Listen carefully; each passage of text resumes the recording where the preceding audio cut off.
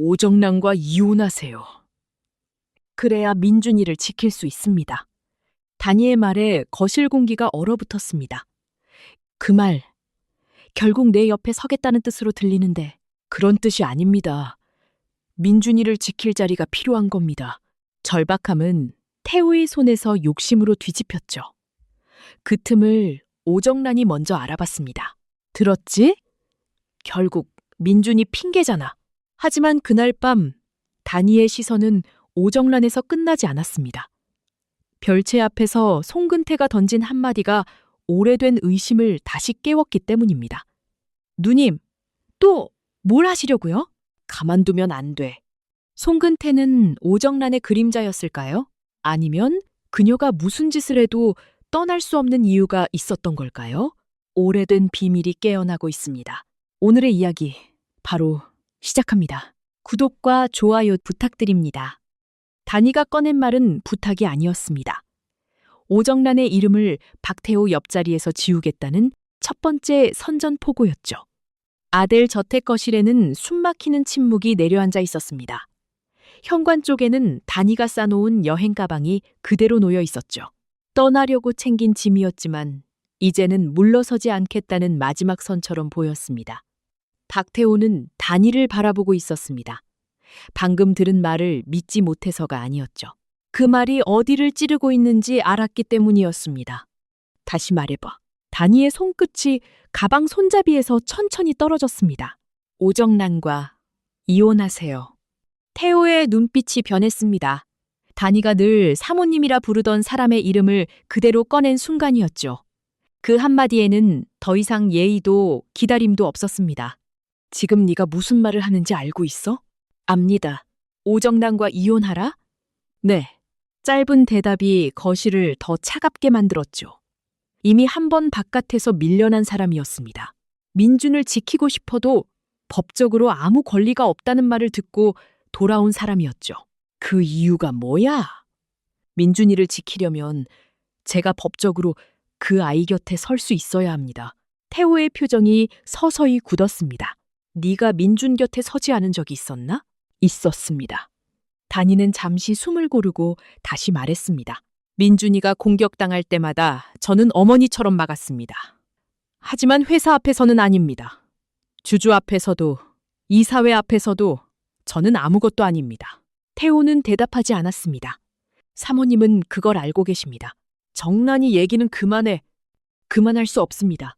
다니의 목소리는 낮았지만 흔들리지 않았습니다.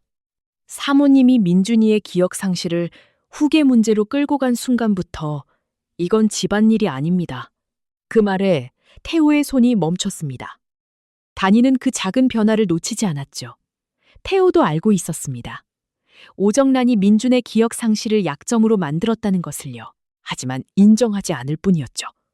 인정하는 순간 다니의 요구가 감정이 아니라 전략이 되어버리니까요.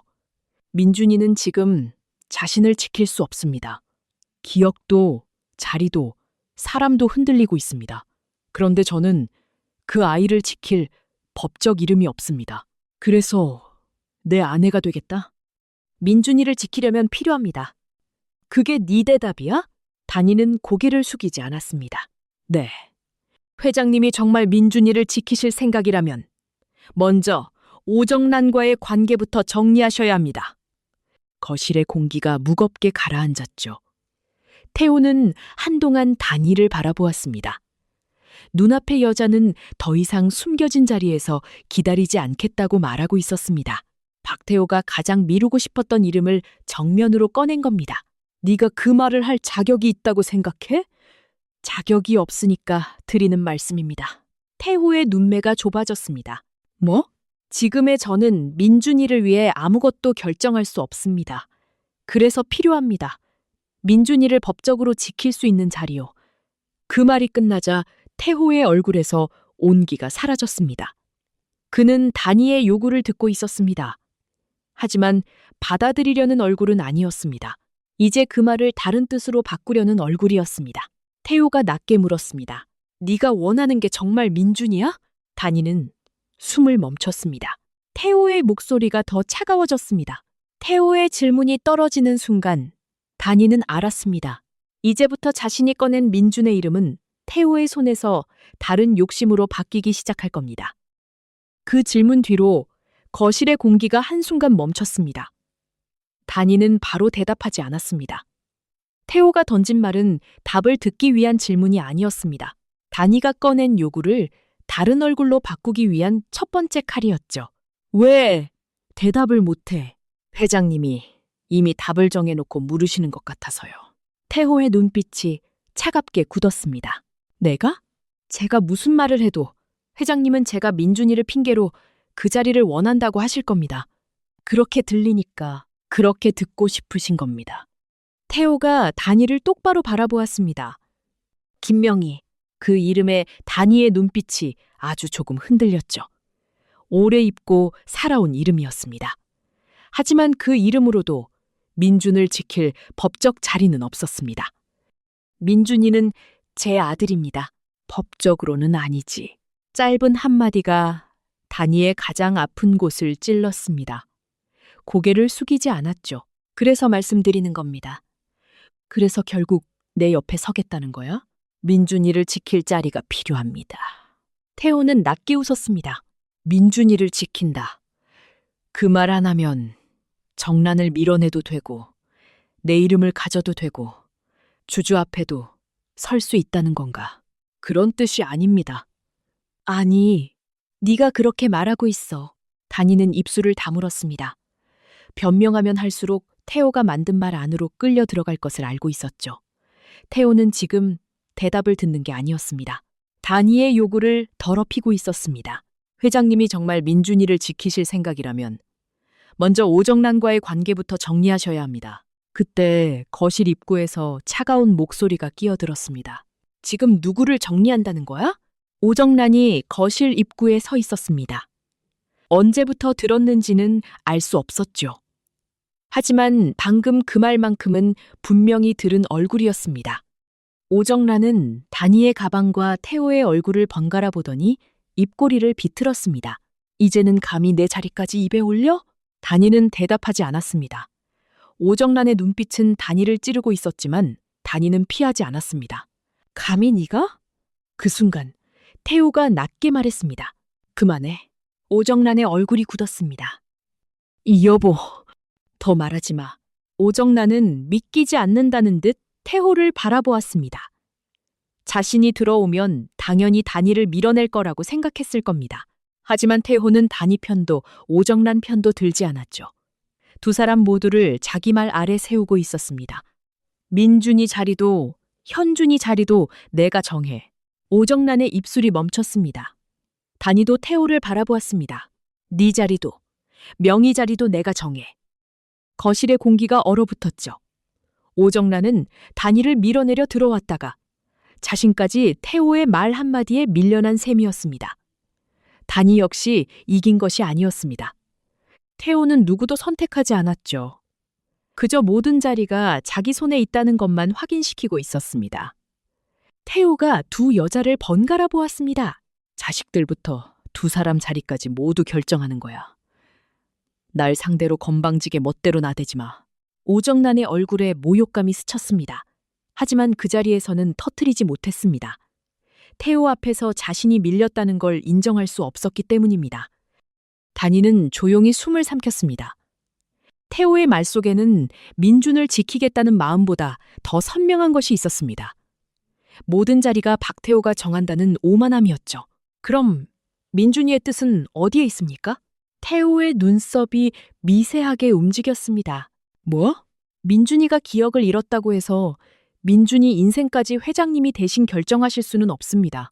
오정란이 차갑게 웃었습니다. 기억도 없는 애가 뭘 결정해. 단이의 시선이 오정란에게 향했습니다. 그래서 사모님이 대신 결정하시겠다는 겁니까? 오정란의 얼굴이 굳었습니다. 태호가 먼저 끊었죠. 그만하라고 했다. 단이는 다시 태호를 보았습니다. 회장님은 지금도 선택하지 않고 계십니다. 선택? 민준이를 지킬지 사모님을 지킬지요. 태호는 잠시 아무 말도 하지 않았습니다. 그 침묵이 길어질수록 오정란의 얼굴은 더 굳어갔죠. 단이는 그 침묵 안에서 답을 보았습니다. 그때 태호의 휴대폰이 짧게 울렸습니다. 거실의 흐름이 끊겼죠. 태호는 화면을 확인하고도 바로 받지 않았습니다. 아직 대답 안 하셨습니다. 태호는 단이를 보지 않고 말했습니다. 대답은 내가 필요할 때 한다. 그 말이 더 잔인했습니다.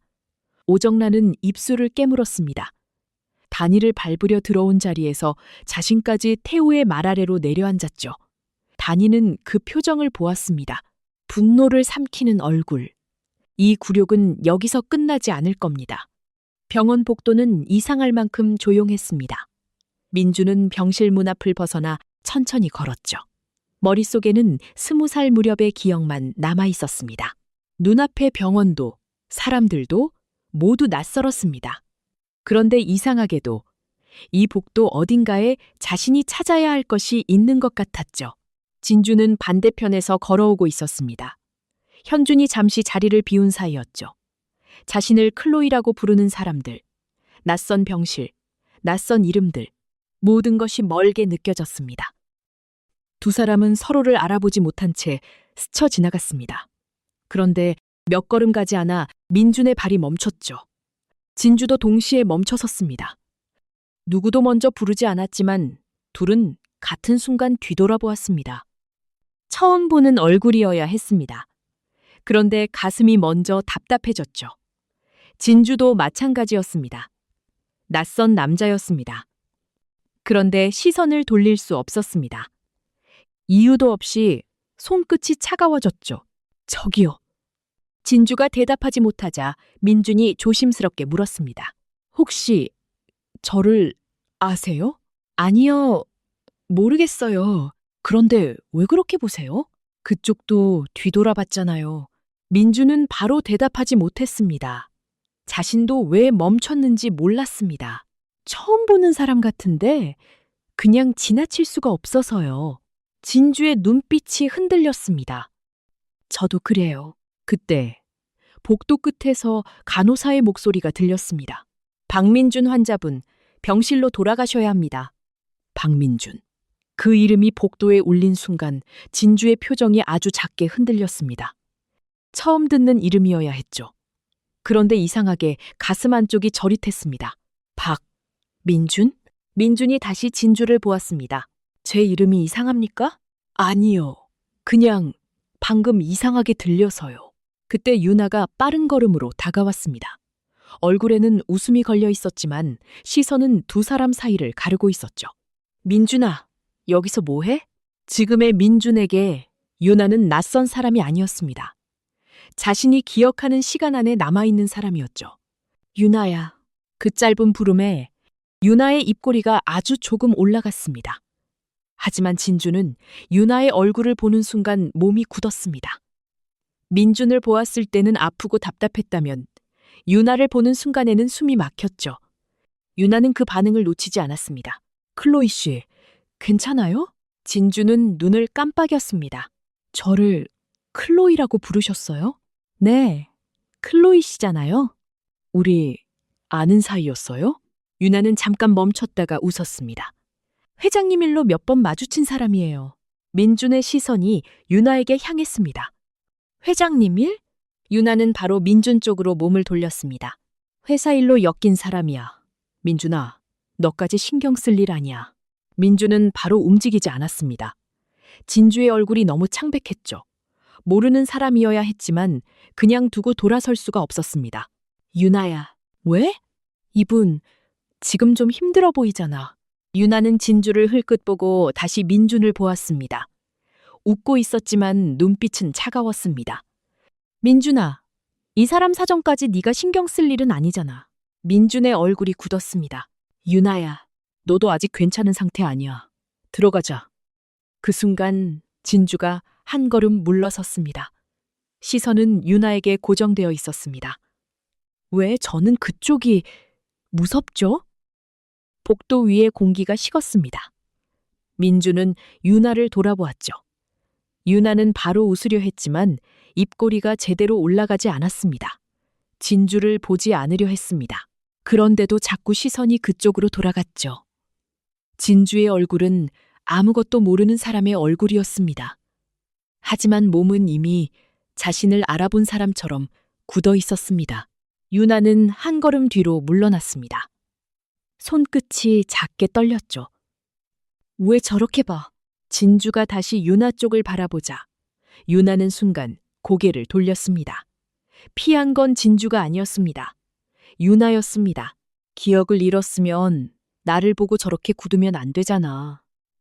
잠깐의 침묵 뒤 유나는 더 낮게 중얼거렸습니다. 거짓말이면 어떡하지? 그 순간 유나는 처음으로 확신할 수 없었습니다. 클로이가 모든 걸 잊은 것인지 아니면 기억보다 몸이 먼저 진실을 알아본 것인지. 병원 복도에서 기억이 흔들리는 사이 아델에서는 더 조용한 정리가 시작되고 있었습니다. 클로이의 책상 위에 있던 파일과 노트, 이름표가 붙은 서류들이 작은 상자 안으로 들어갔죠. 회사에서 사람을 밀어내는 일은 늘 이렇게 시작됐습니다. 먼저 물건이 사라지고 그 다음 자리가 비었죠. 강 실장이 마지막 명패를 넣고 상자를 닫자 박태호가 짧게 물었습니다. 다 됐나? 네, 회장님. 현준이 사무실로 가져가. 현준의 사무실 문이 열리고 강 실장이 상자를 책상 위에 내려놓았습니다. 현준은 상자 안을 확인하는 순간 얼굴이 굳었습니다. 클로이가 쓰던 펜, 프로젝트 파일, 회의 노트가 한꺼번에 담겨 있었죠. 현준의 시선이 상자 한쪽에서 멈췄습니다. 클로이의 책상 명패였습니다. 이름은 그대로였지만 명패는 더 이상 책상 위에 있지 않았죠. 아버지는 클로이의 물건을 옮긴 게 아니었습니다. 클로이가 돌아올 자리부터 치우려 하고 있었습니다. 이게 뭐예요? 클로이 물건이다. 왜 이걸 제 방에 갖다 놓으세요? 네가 그렇게 신경 쓰던 사람이잖아. 정리도 네가 해. 눈빛이 흔들렸습니다. 정리. 그 단어는 보호가 아니었죠. 클로이를 아델에서 밀어내는 일을 자신에게 맡기겠다는 뜻이었습니다. 클로이는 아직 병원에 있어요. 그러니까 더더욱 회사 일에서 빼야지. 그 사람 지금 기억도 없어요. 지금 클로이는 회사 일을 할 상태가 아니야. 정리해서 돌려보내.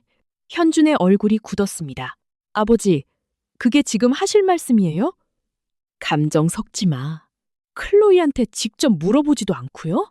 지금 그 여자가 뭘 판단해? 현준은 상자 위에 손을 올렸습니다. 그 안에 든 물건들은 단순한 짐이 아니었죠. 클로이가 아델 안에서 버텨온 시간이고 아직 본인도 기억하지 못하는 자리였습니다. 아버지, 이건 정리가 아니잖아요. 그럼 뭔데? 기억 잃은 틈에 그 사람 자리부터 치우려는 거잖아요. 말 조심해. 제가 틀렸어요? 태호의 눈빛이 차가워졌습니다. 너 아직도 그 여자한테 마음 못 접었구나. 마음 얘기가 아니에요. 그럼 왜 이렇게까지 막아서? 아버지가 사람을 물건처럼 치우고 계시잖아요. 태호의 눈매가 좁아졌습니다. 현주는 상자를 자기 쪽으로 끌어당겼습니다. 이건 제가 가지고 있을게요. 태호의 눈빛이 굳었습니다. 가지고 있어? 정리하지는 않을 겁니다. 책상 위에 놓인 작은 상자 하나가 어느새 부자 사이의 선을 갈라놓고 있었습니다. 현주는 상자에서 손을 떼지 않았죠. 그 선택이 무슨 뜻인지 알고 하는 말이냐. 알아요. 민준이와도 부딪힐 수 있어. 현준의 손끝이 멈췄습니다. 하지만 상자를 밀어내지는 않았습니다. 적어도 클로이가 직접 말하기 전까지는 이런 식으로 치우면 안 되잖아요. 태호는 더 말하지 않았습니다.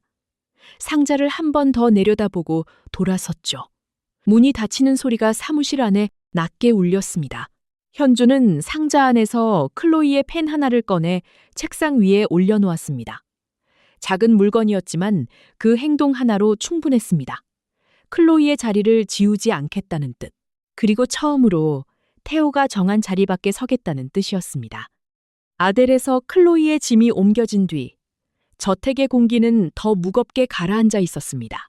단이는 아직 물러서지 않았고 오정란은 조금 떨어진 곳에서 두 사람을 지켜보고 있었죠.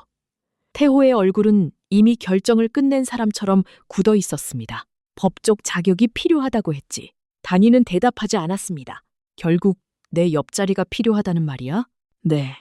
태호의 눈빛이 차가워졌습니다. 민준이를 지키겠다는 말 하나로 오정란을 밀어내고 내 옆에 서야 한다는 거야? 그런 뜻이 아닙니다. 아니, 네가 그렇게 말하고 있어. 단이는 입술을 다물었습니다. 태호는 단이의 말을 듣는 게 아니었죠.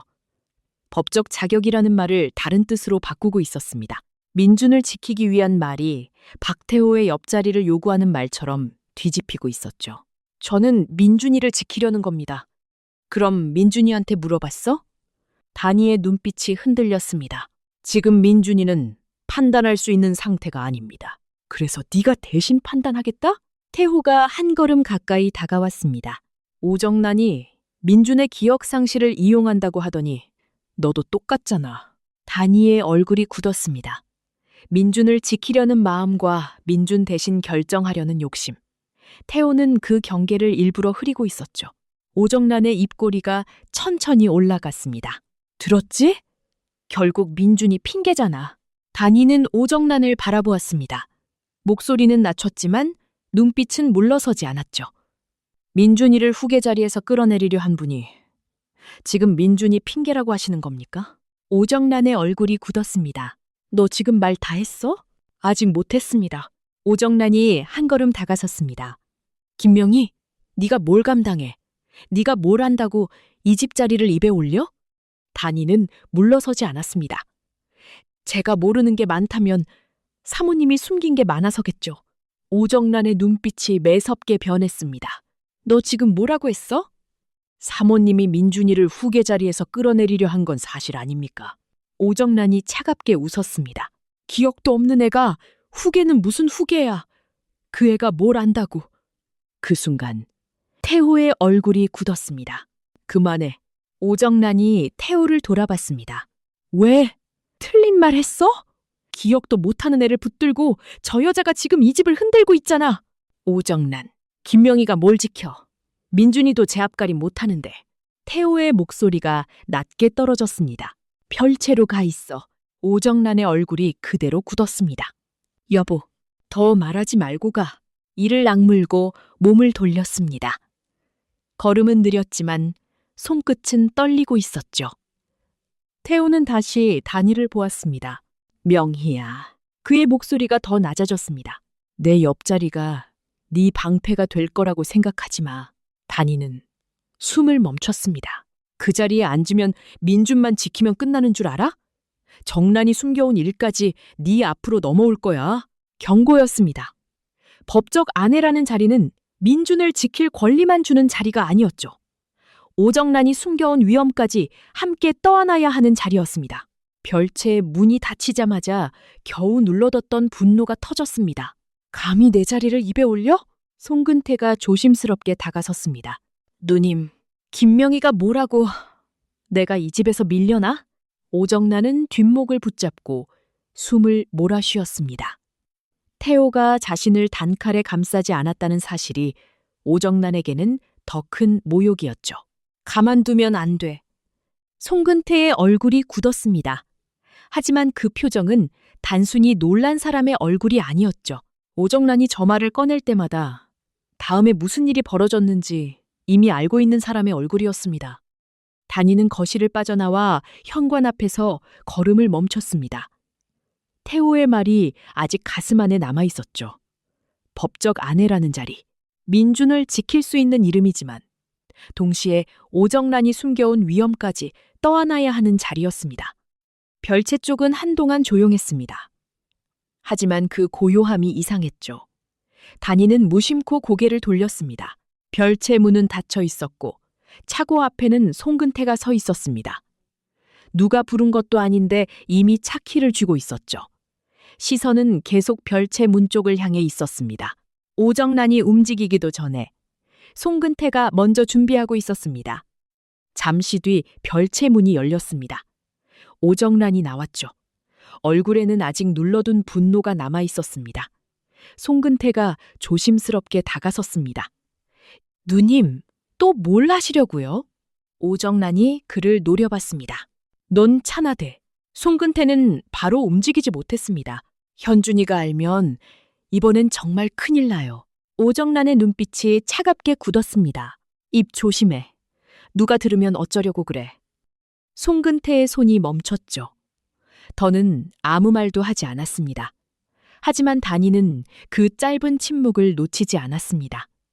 말리면서도 이미 차를 준비한 사람. 걱정하면서도 결국 오정란의 곁을 떠나지 못하는 사람. 그 모습은 낯설지 않았죠. 언니가 죽던 날도 그랬습니다. 오정란은 혼자가 아니었습니다. 대문을 빠져나오던 오정란 곁에는 송근태가 있었죠. 그때도 그는 차 옆에 있었습니다. 단이는 더 다가가지 않았습니다. 지금 묻는다고 오정란이 대답할 리 없었죠. 오히려 더 깊이 숨을 사람이었습니다. 단이는 조용히 몸을 돌렸습니다. 현관 안쪽에서 윤정이 다가왔습니다. 언니, 무슨 일 있어? 단이는 별채 쪽에서 눈을 떼지 않았습니다.